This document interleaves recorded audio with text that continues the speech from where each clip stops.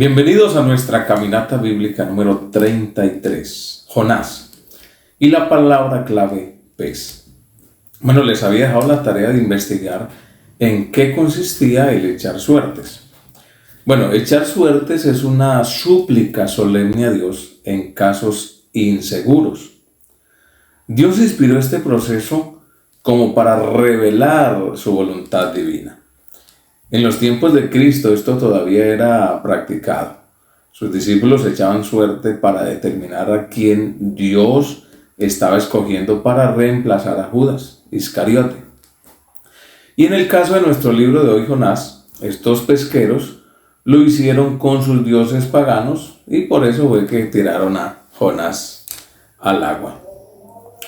Bueno, nos vamos con nuestro estudio de hoy. Libro de Jonás, en nuestra caminata número 33. ¿Quién es el autor de este libro? Según Jonás capítulo 1, verso 1, dice: vino palabra de Jehová a Jonás, hijo de Amitai, diciendo. Número 2. El nombre de Jonás significa paloma. Número 3. El libro de Jonás es prácticamente biográfico del todo, pero es un libro sobre Jonás. En vez de ser por Jonás, lo que dice Panorama de la Biblia por Jay Smith. Número 4. Jonás profetizó en los días de Jeroboam II, rey de Israel. Número 5. Jonás profetizó durante un tiempo de estabilidad política y éxito militar para Israel. Ahora hablemos de la fecha de redacción de nuestro libro de hoy. Primero, aproximadamente entre los años 790 y 750 a.C. El tema central de nuestro libro de Jonás, primero, un mensaje de misericordia para la ciudad de Nínive. Segundo, todos aquellos que se arrepienten y obedecen a Dios son objetos de su gracia salvadora. Mire lo importante de arrepentirse. Hablemos ahora acerca del libro. Primero, el libro de Jonás demuestra el amor de Dios a los gentiles. Capítulo 4, verso 11. Mensaje siempre difícil de comprender para los judíos, especialmente varios siglos antes que apareciera Pablo, el evangelista de los gentiles. Número 2. El carácter de esta profecía es del todo diferente al de otros libros proféticos. Este presenta la historia de una vida con énfasis en el trato que Dios dio al hombre llamado Jonás. Número 3. El libro contiene múltiples lecciones. Cuando Dios hable, respóndele y síguele con fe. Dios quiere mostrar su misericordia a todos los pueblos gentiles y judíos, que cualquier pueblo, es lo que nos dice Introducción a la Biblia por Donald de Maray. Número 4. Este libro es un golpe contra los sentimientos judíos de la exclusividad y reafirma el hecho de que Dios es un Dios internacional. Él desea que todos los hombres sean salvos. Él extiende el ofrecimiento de su gracia, misericordia y salvación a todos los pueblos, sin importarle su nacionalidad u origen nacional. O sea, que Dios tiene misericordia de todos. Textos claves. Primero, capítulo 2, verso 7, verso 8 y 9, y también el capítulo 1, verso 2, capítulo 3, verso 2 también, y capítulo 4, verso 2, son los textos claves. Frase clave en el libro de Jonás: vuélvase cada uno de su mal camino y de la violencia que hay en sus manos. Está en el capítulo 3, verso 8. El capítulo clave de nuestro libro de Jonás es sin duda el capítulo número 3. Este capítulo relata el arrepentimiento de Nínive. Todos ayunaron, el rey, los animales, todos ayunaron y se arrepintieron. Porque así como Jonás fue la señal a los ninivitas, también será el Hijo del Hombre a esta generación. O sea, ellos se arrepintieron y así mismo le habló Jesús a la gente, a los judíos. Palabra clave del libro de Jonás es arrepentimiento. Hablemos un poco de Jonás y el pez. Primero, el pez, la palabra mal traducida, ballena en Mateo 12:40, significa gran pez o monstruo marino. Número 2, muchos monstruos marinos se han conocido lo suficientemente grandes como para tragar a un hombre completo. Sin embargo, el punto esencial del relato es que fue un milagro, una confirmación divina de la misión de Jonás a Nínive, sin alguna señal asombrosa. Tal los ninivitas poco caso hubieran hecho de Jonás. Sí, como dice Lucas 11:30, no se arrepintieron, no se arrepentirán si no vieran una señal. ¿Sí? Hablemos ahora de 7 milagros en Jonás. Primero, la gran tempestad, el capítulo 1, verso 4. Segundo, la calma de la tempestad, capítulo 1, verso 15. Tercero, el gran pez que Dios preparó para que se tragara a Jonás. Está en el capítulo 1, verso 17. Cuarto, la liberación de Jonás del gran pez, capítulo 2, verso 10. Estos son milagros. 5. La planta que Dios preparó para que creciera sobre Jonás, capítulo 4, verso 6. Sexto milagro, el gusano que Dios dispuso para que atacara la planta, capítulo 4, verso 7. Y el séptimo milagro, el sofocante viento solano que hirió la cabeza de Jonás, que está en el capítulo 4, en el versículo número 8. Ya 7 milagros que encontramos acá en este libro de Jonás. Ahora hablemos del bosquejo del libro. Primer bosquejo, un hombre escondiéndose de Dios, capítulo 1. Número 2. Un hombre yendo hacia Dios, capítulo 2. 3. Un hombre andando con Dios, capítulo 3. 4. Un hombre corriendo delante de Dios, capítulo 4. Bosquejo número 2. Primero, desobediencia de Jonás y sus resultados en el capítulo 1. Mire lo que puede suceder cuando uno desobedece al Señor. Número 2, oración de Jonás en el vientre del pez, que está en el capítulo número 2. Número 3, obediencia de Jonás y sus resultados, la salvación de millares de personas, que está en el capítulo número 3. Número 4, castigo adicional para Jonás por su falta de amor a las almas, que está en el capítulo número 4. Y pudiéramos incluso tener un bosquejo número 3. 1. Jonás evade su responsabilidad de predicar. Oiga, que Dios nos guarde de evadir lo que nos corresponde. Eso está en el capítulo 1. Número 2. Jonás se arrepiente y regresa a Dios. Capítulo 2.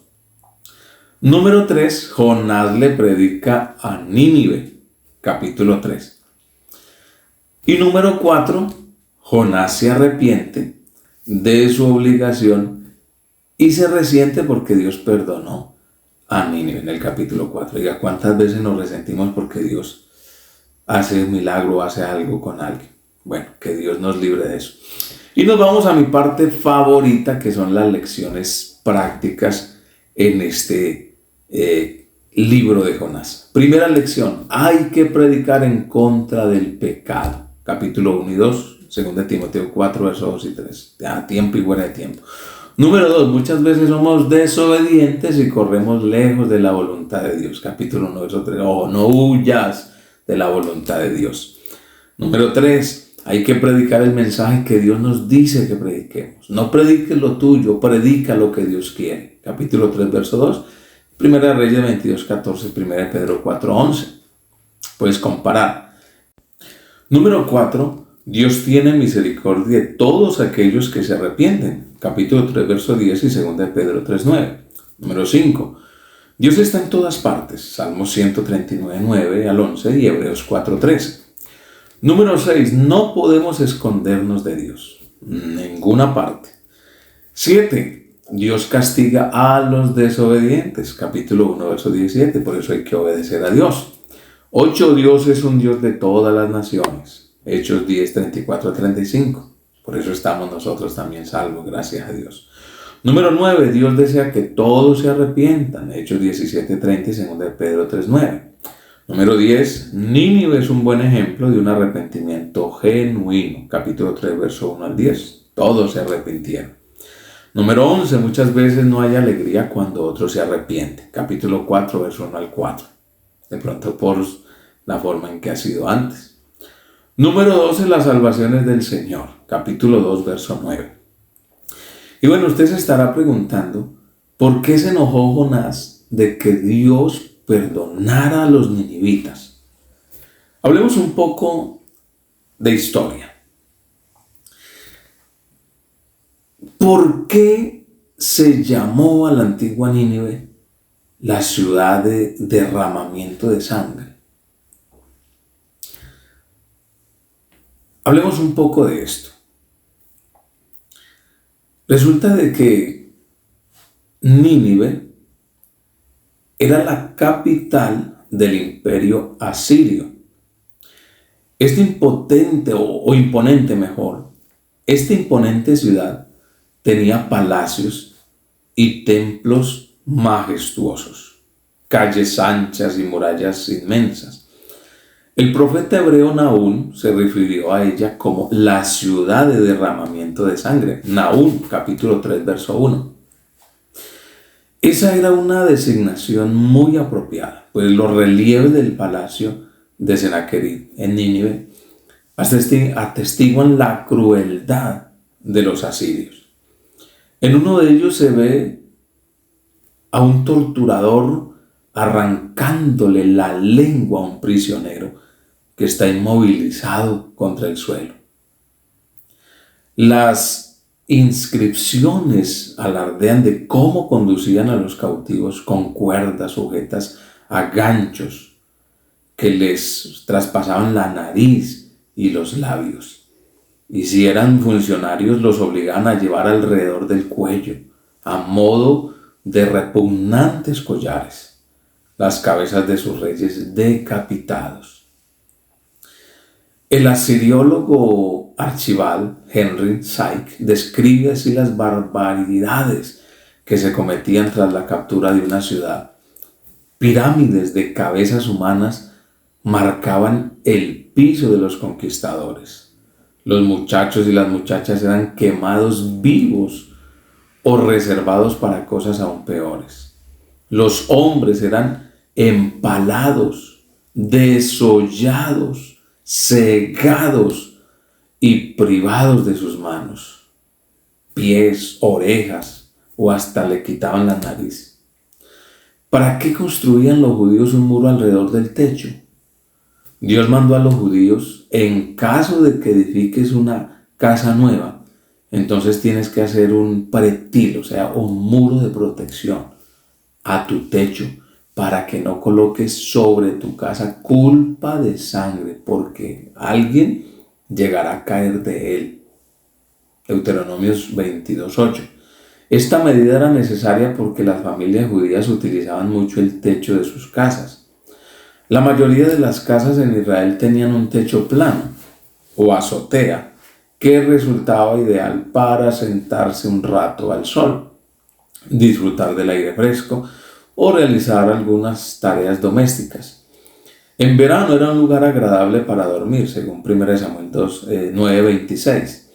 Los agricultores usaban la azotea para sacar lino, higos, uvas o el grano antes de molerlo. Josué capítulo 2, verso 6, lo puede encontrar.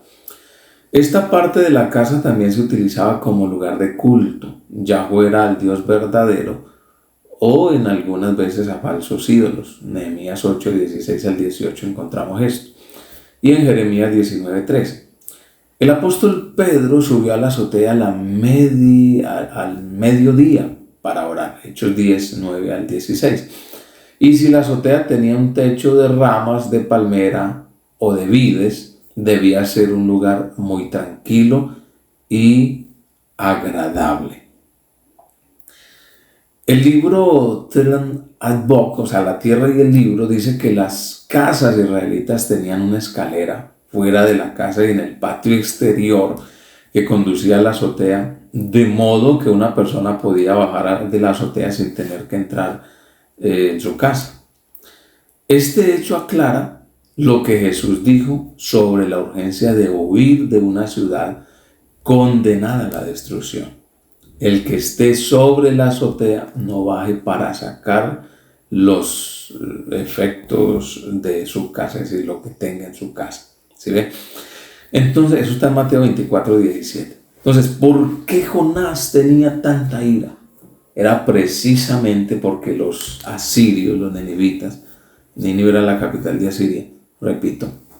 Entonces, eran muy crueles con los judíos, al punto de desollar a una persona viva, quitarle todo el cuero de su piel vivo, empalarlo, incluso con una lanza le echaban lanzas en sus estómagos y los clavaban contra el piso y nadie podía ayudarlos. Si alguien los ayudaba, de ahí le hacían lo mismo, o sea que nadie podía ayudarles.